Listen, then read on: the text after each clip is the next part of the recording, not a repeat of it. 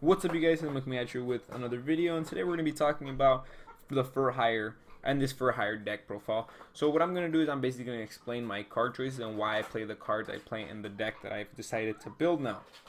And at the end, I'm going to give you guys a quick demonstration on like some test hands and how this deck works, so you guys can get you guys can see how this deck works, just in case you guys play it, you guys aren't surprised, and as long like some of the strengths and weaknesses of the deck.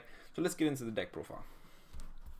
So starting off, you play Triple Beat. He's basically your hardened, the Stratos of the deck, if you might, but he can only search monsters. So the thing about all the Fur Hires, I'm only going to explain this once, is they all have the effect that you can special summon a Fur Hire monster from hand. That will basically trigger their effect. So Beat is, for example, if you special summon a Fur Hire, he lets you add any Fur Hire monster from your deck to your hand, so you can pretty much search out any monster in your deck. Next is Bravo. Again, they only get their effects when a Fur Hire monster special summon, when they're on the field, of course. And his effect is basically, he gives every monster 500 attack and defense, the ones that are on the field, of course. So if you special summon any ones after you've activated his effect, you won't get that attack boost. So basically, if you go Beat, activate his effect, special summon Bravo, Beat's effect will activate because a Fur Hire has been special summoned.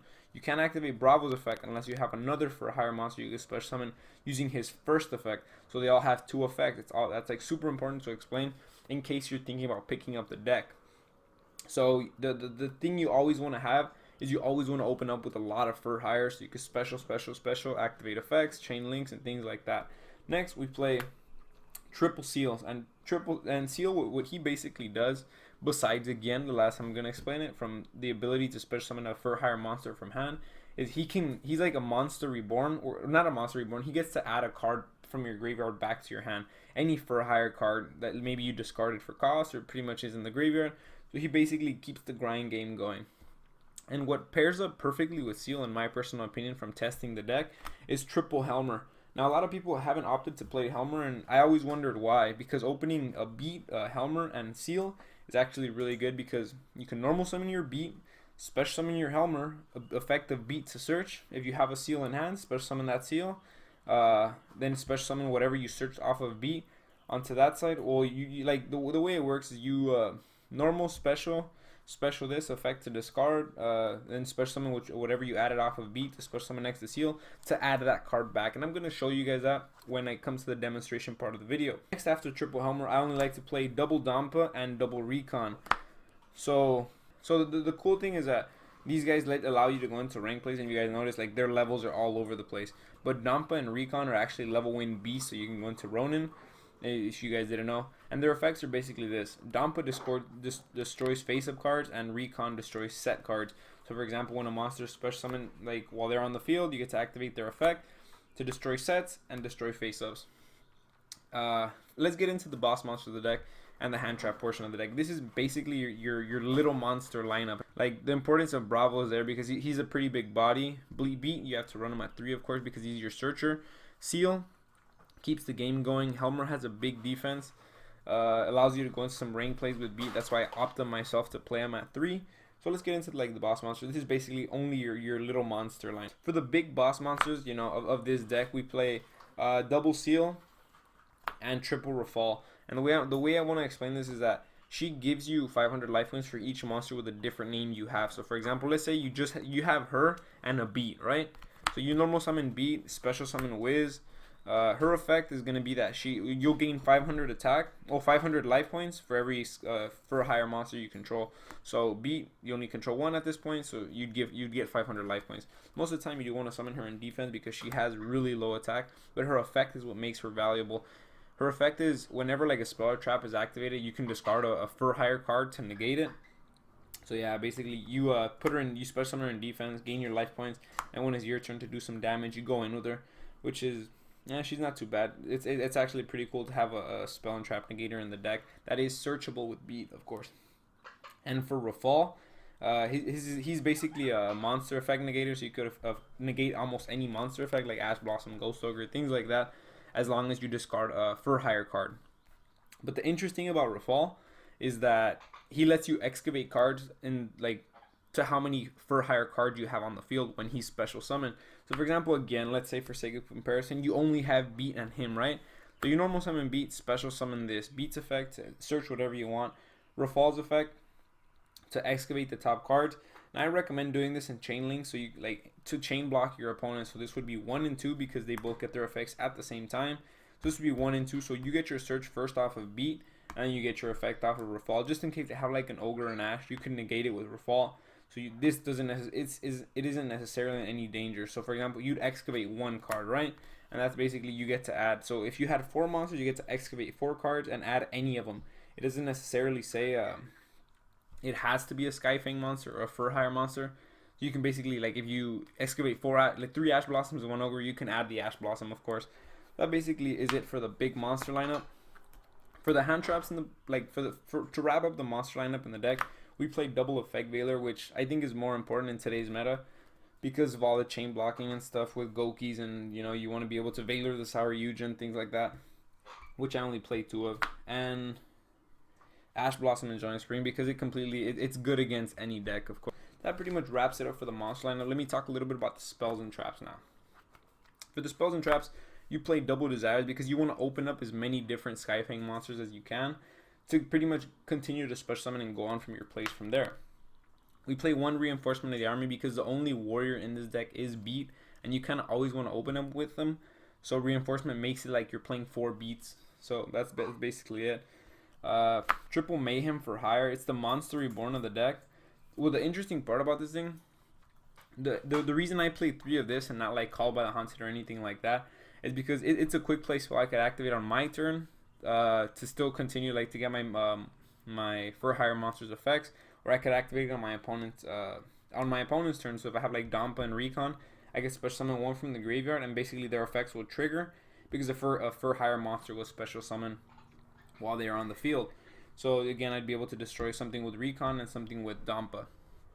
And not only that, is that if you have multiple Ziggies in hand, it's actually really good to discard them off of Wiz or Rafal for their negation effects. So triple Mayhem for hire, in my opinion, is like mandatory in this deck because again, it's a monster reborn. And next we play Soul Charge because it's like a 1 card link spam if you have a lot of stuff in the grave, and it's a good card like for late games. Finally, well, close to finally, of course, we play double Twin Twister because this deck loses heavily to back row, and you don't really care about discarding your big boss monsters too much because you could just revive them with Mayhem for hire and still get their effects because they get their effects when they're special summoned, not when they're special summoned by the effect of a Fur Hire monster. So you could discard a Rafal and basically add him back later, and Twin Twisters works really well with Seal because they put stuff in the grave you can just add back later or add back when you special summon them. So we lose heavily to cards like Solemn Strike, Solemn Judgment, because if they just stop your first normal summon, or if they just stop your first summon, that's basically pretty much it for you. So Twin Twisters in this deck is personally, it's a must. Next we play triple Called by the Grave because we lose to Ogre, we lose to Ash, we lose to Veiler.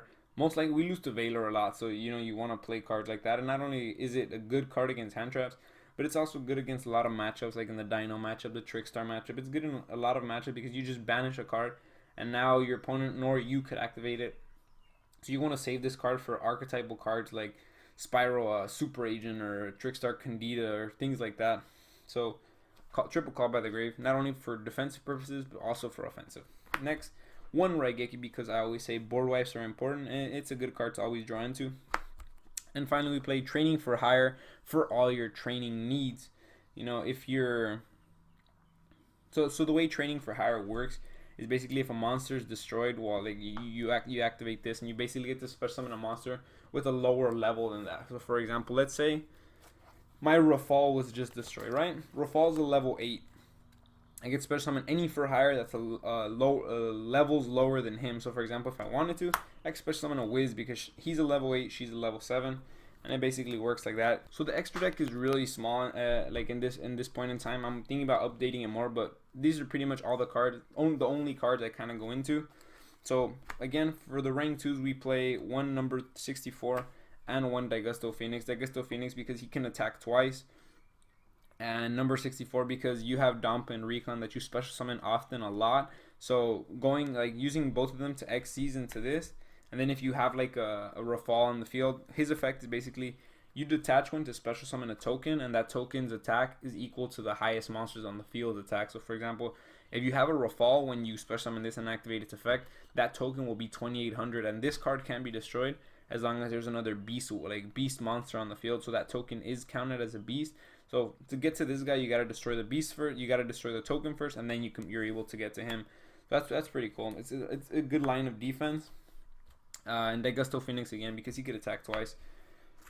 We play one the Phantom Knights of Breaksword because we can go into rank 3s and he can pretty much get rid of problematic cards that you don't want to be dealing with. One Acid Golem because it's a big beater to rank 3 and pretty much can get almost anything. For the rank 4s, we play one Gagaga Cowboy because we can go into rank 4s and triple one Cowboy. Next, the Utopia package, one Lightning, one Ray, and one Utopia. For the links, we play one Underclock Taker because making Underclock under Rafal is actually really good. You can pretty much get almost anything at that point, get over anything at that point. One Nightmare Phoenix, one Cerberus, one Goblin, and for the big ranks, we play one Topologic Bomber Dragon to wrap up the extra deck at 12. So you have 3 cards to put in for whatever you feel important to play. I'd be very excited to see what you guys are playing in your deck or what you guys would recommend. Any good rank 4s, any good rank 3s. I'm thinking about putting the Cursed Javelin in, Sky Cavalry. But for right now, I'm kind of happy with this monster lineup.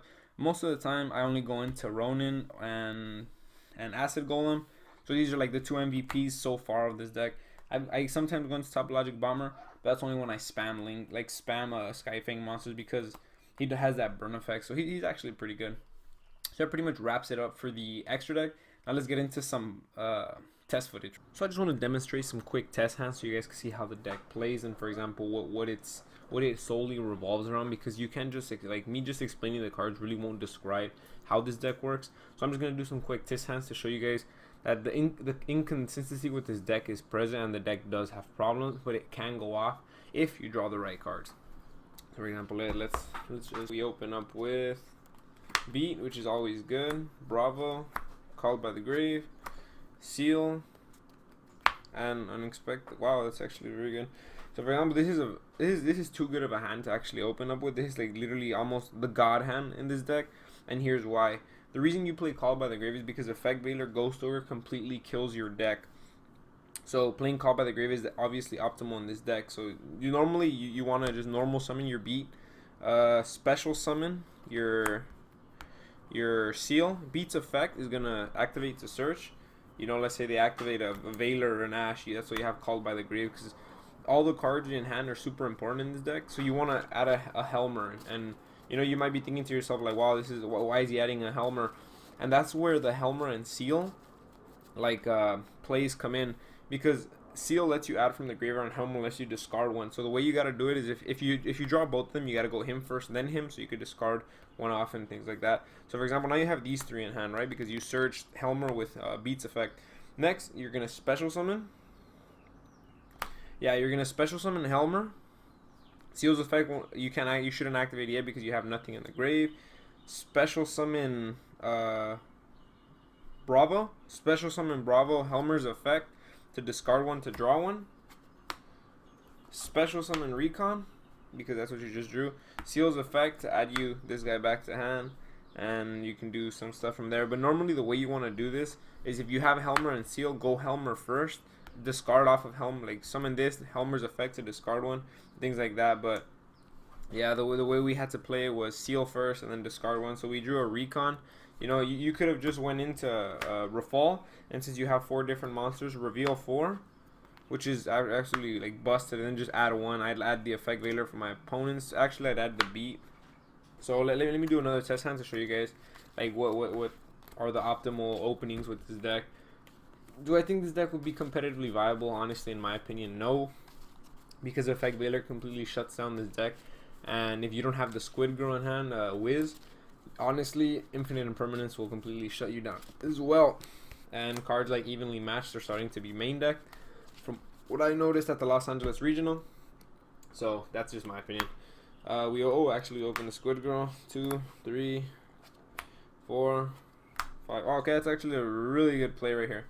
It's pretty decent. So this is what you would do.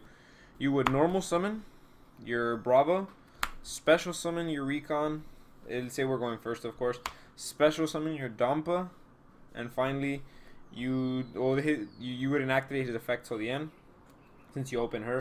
Then you would special summon her, Wiz, and here's why: because his effect would activate to give them all 500. So now they all have 500 attack and defense more, including himself, right? So he's at 24. Next, you'd XZ, and you'd make where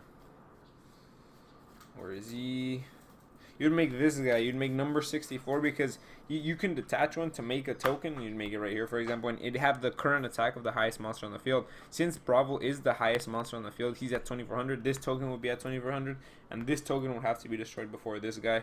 So that's actually just another wall of defense. You could go into any other rank too, like Gusto Phoenix, for example. But Ronan in this deck, since these two are beasts, makes sense to go into him, and for just basically his protection effect and the fact that you can spam a token is pretty cool. So here's my personal opinion. Let's do one final test hand so I can demonstrate you guys how this kind of works. This is gonna be the final one. We draw Regeki, Recon, Ash Blossom, Mayhem for hire, and if we draw one big boss monster, please. Oh, we didn't draw a boss monster. But that's no worries. You do have a form of disruption. What you'd normally do is, honestly, you just go Bravo, and you'd probably special summon the Recon, and then maybe set this and pass turn. This is what I'm talking about. The deck doesn't really necessarily have like opening plays like almost every turn. Running Scapegoat could be optimal in this deck, but then the fact that you do spam Scapegoat kind of like slows you down for one turn in a way. So that's why I opted not to run it. But you have a disruption with Ash, and these guys are basically just bodies sitting there. So that's what I mean, the consistency of this deck. So that pretty much wraps it up for the deck profile. I hope you guys enjoyed it. I hope you learned something today about the Skyfang monsters. I hope that you walk away from this video a little more experienced in how to play against them and how they work, so you don't get cheated out. And just in case there's anything, if you guys are thinking about playing the deck, maybe there's something you learn and how you want to build your deck around. But that's pretty much it for the deck profile. I really appreciate it. Thank you guys for watching. My name is Hezma. I'll catch you guys in the next one. I'm out.